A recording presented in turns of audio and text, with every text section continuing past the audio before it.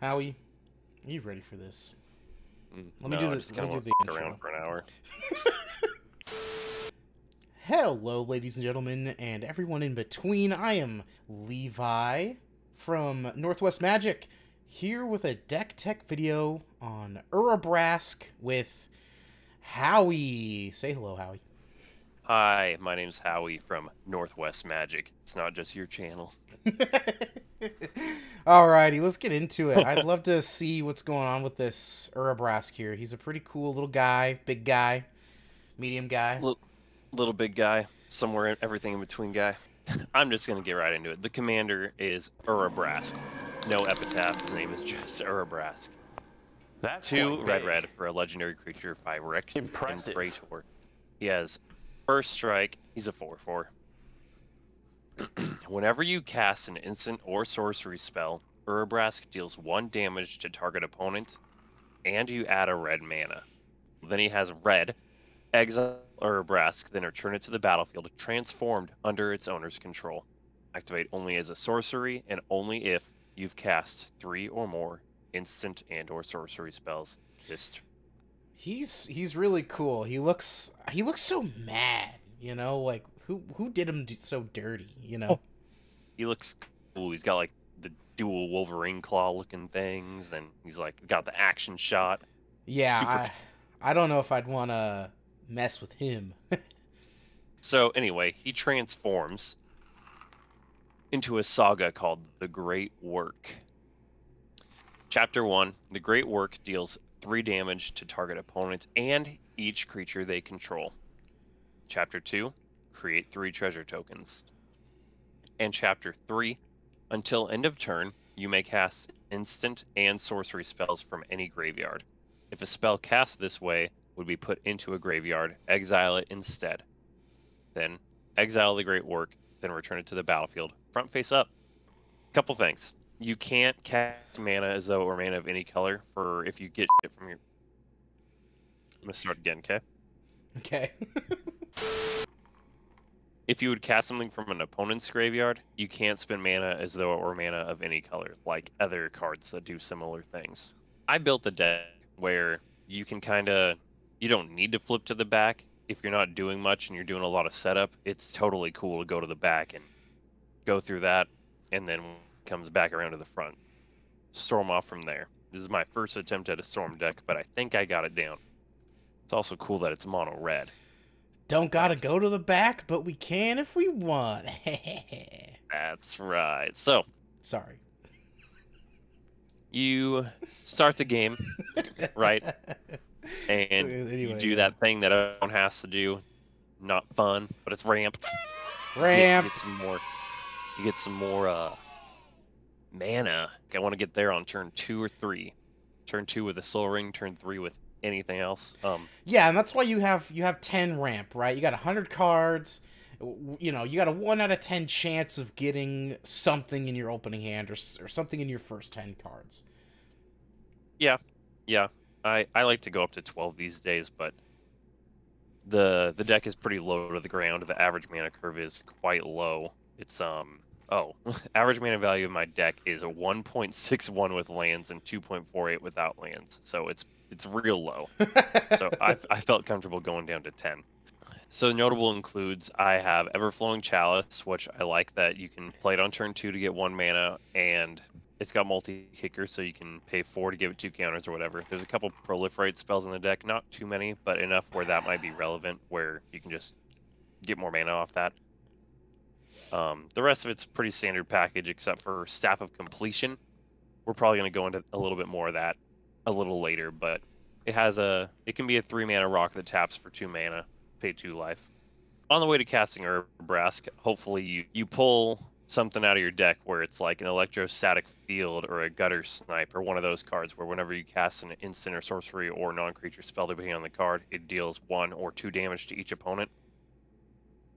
And then I really hope that on the way to Urabrask we can either grab at Burgy, Runaway Steamkin, or Stormkill an Artist and, have a good setup for even more mana, because then if we cast an instant or sorcery spell with Urabrask, we can get 2 mana back, basically, with each of those.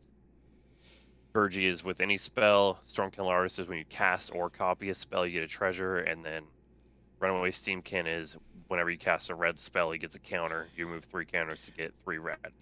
Moving on, those are the good mana cards. We also have Jessica's Will, the red staple, and Mana Geyser, 5 mana, add a red mana for each tapped land your opponent's control, and Seething Song, which 3 mana to add 5 red mana. Just gives you mana to keep going. Impulse, looting, everything that red loves, everything that red is known for. Yeah. So we got a little cantrip package. It's 7 cards that are all 1 mana, except for one of them's 2. So they all draw you a card. That's like the important part, is that once you're ready to like get going and start casting spells non-stop, you just want to make sure you're still drawing cards. None of these have any text that's super relevant, except for I did throw in Cleansing Wildfire. So you could destroy a land if you need to. I think every deck needs 1 or 2 ways to destroy a land, just in case, because you never know if somebody's has a Cabal Coffers, and you might want to deal with that. We have a pretty standard removal package here as far as mono red goes, I guess. We got Chaos Warp to shuffle any permanent into the library, a Braid for 3 damage to a creature, destroy an artifact. We have our red counterspell with Tybalt's Trickery. The notable cards I could put in here are Bolt Bend, which is 3 in a red for an instant, but it costs 3 less to cast if you control a creature with power 4 or greater. Urabrask has 4 power. Change the target of target spell or ability with a single target. It's just really nice to be able to do that. There's a lot of cards that people don't realize, say like target player draws 2 cards, and people usually, do it to themselves, but you can be like, I draw 2 cards. Not you. just little interactions like that. The other 2 I wanted to point out. One is Volt Charge. Deals 3 damage to any target, and Proliferate. I'm going to go over Proliferate in a second, why that's important here. But then the other one I really like is Lava Dart. It's 1 mana for an instant to do 1 damage to any target. Not that cool until you read the next part. It says Flashback, sacrifice a mountain. That's all you got to do. You don't got to pay another red mana. Just sacrifice a mountain, and you can play it from your graveyard. When you're trying to storm off, that's going to matter, because it's playing it 2 times. It's 2 spells for 1 red mana, technically, and that really matters. So I'll just go over the Proliferate right now. We have Volt Charge, which, as I just went over, proliferates, and Staff of Completion, I also mentioned earlier, has tap and pay 3 life to proliferate. So if you do end up going to the backside of Urabrask, the saga, and you instantly go to, the first chapter, deal 3 damage, the next turn, if you start your turn and you get 3 treasures from the second chapter, you can go straight into the 3rd chapter, get that clause where you can start casting stuff from any graveyard, flip back on over if you have Staff of Completion already out, and you proliferate for no mana used on that turn. Works out perfectly, and you can go crazy from there. Ways you can go crazy are the draw spells. I really like that all the cantrips and draw spells really get you towards the win con, which is just this pinging damage. You got Big Score and Seize the Spoils, where you discard a card to draw 2 cards and create 1 or 2 treasures. Unexpected Windfall, same thing as Big Score. The one wheel I have in the deck is Wheel of Misfortune, so that we can kind of get everybody to wheel, maybe discard their hand, or they discard an instant or sorcery spell, and you go ahead and take that for yourself later. I do like Tormenting Voice and Thrill of Possibility in this deck, because as an additional cost to cast a spell, you discard a card. We can use that to our advantage. Let's say we discard a card that we don't need right now, like I discard my Lightning Bolt with Tormenting Voice, and then I can use it later after I can cast cards from any graveyard. Or just pitch a land you don't need if you got too many of those. I got a little Storm package here. Got 6 cards in here. Start with the little ones. We got Grape Shot, which is like what most people think of when they think of Storm. Deals 1 damage to any target, and then it has Storm. So when you cast a spell, copy it for each spell. Cast before it this turn, you may choose new targets for the copy. I want to be able to cast 10, 20, 30 spells in one turn. And I think that's entirely feasible. Play this for 2 mana and deal like 30 damage as I choose. On top of Urabrask doing 1 damage to each opponent, like on the way there. We have Krark the Thumbless because all the cards that care about storming off Urabrask, Area of Flame, and Aetherflux Reservoir, they don't care if the spell resolved, or they care if they were cast. So I like that Krark can either double up on spells or put it back in my hand for me to cast again, because I just got mana from casting it to get more mana. Oh, that is cool. That is cool. Perfect. I didn't even think about that. So we also got Finale of Promise. I put it in the Storm category because it's just very efficient, kind of in the same way that Lava Dart was efficient. You may cast up to, it's X and red. You may cast up to 1 target instant card or up to 1 target sorcery card from my graveyard, each with converted mana cost X or less without paying their mana costs. If a card cast this way would be put into your graveyard this turn, exile it instead. The last bit's probably never going to happen. If X is 10 or more, copy each of those spells twice. You may choose new targets for the copies. But really, it's just efficient because we have a lot of these 1 mana cantrips. So if you have an instant speed 1 and a sorcery 1, you got Expedite and Crash Through, and you cast this where X is 1, you spent 3 mana. Finale of Promise lets you cast the cards. So you get the 1 cast from Finale of Promise, the 1 cast from Expedite, the 1 cast from Crash Through, or whatever your other cantrip is, and you paid 3 mana. With Urabrask, you get the 3 back, but you also got the 3 cast triggers on top of it. Mizzix's Mastery, really for the overload, if you can get to 8 mana and you can play everything from your graveyard, cast everything from your graveyard, you just get the cast triggers off of everything with that. Aetherflux Reservoir for 4 mana, it's an artifact. Whenever you cast a spell, you gain 1 life for each spell you've cast this turn. So you gotta keep track, but that really starts going off. So the first spell you get 1, by the 3rd spell you get 3, and you just get more and more life. But then the big part is you pay 50 life to deal 50 damage to target creature or player. The risky card in here, and I do like having risky cards because it's kind of fun. Area of Flame. 2 and a red for an enchantment. Whenever it enters the battlefield, each opponent gains 10 life.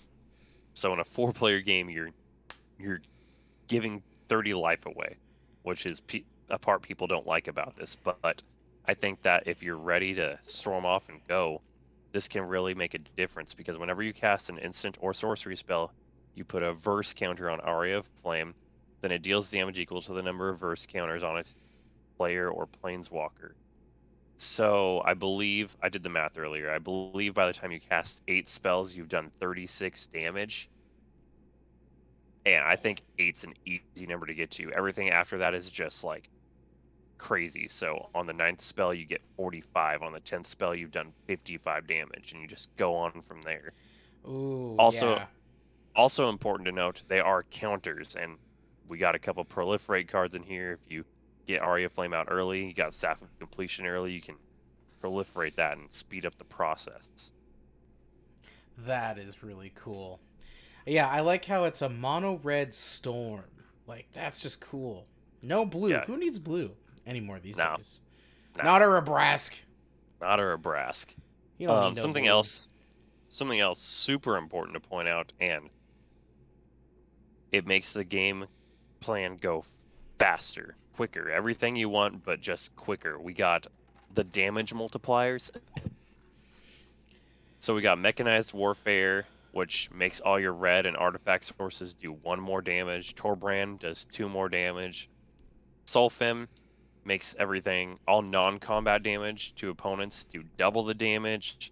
And then Fire Emancipation and City on Fire. Although expensive mana cost-wise, it really helps doing triple damage. And if you have any 2 of these put together, things just get crazy. It's totally reasonable, I think, to think Urabrask, each time you cast an instant or sorcery spell, might do 4, 5, 6 damage, depending on what combination of damage multipliers you have out. I mean, if you have Fiery Emancipation, and Torbrand, that's 6 damage per instant and sorcery spell. Ow. That's what I would be saying if you were playing Urabrask against me. We got 2 board wipes in here. We have Blasphemous Act. It says 8 in red, but it really says red. To deal 13 damage to each creature. We also have Delayed Blast Fireball, one of my personal favorites. It's 3 mana for an instant to do 2 damage to each opponent and each creature they control. If this spell was cast from exile, it deals 5 damage to each opponent and each creature they control instead.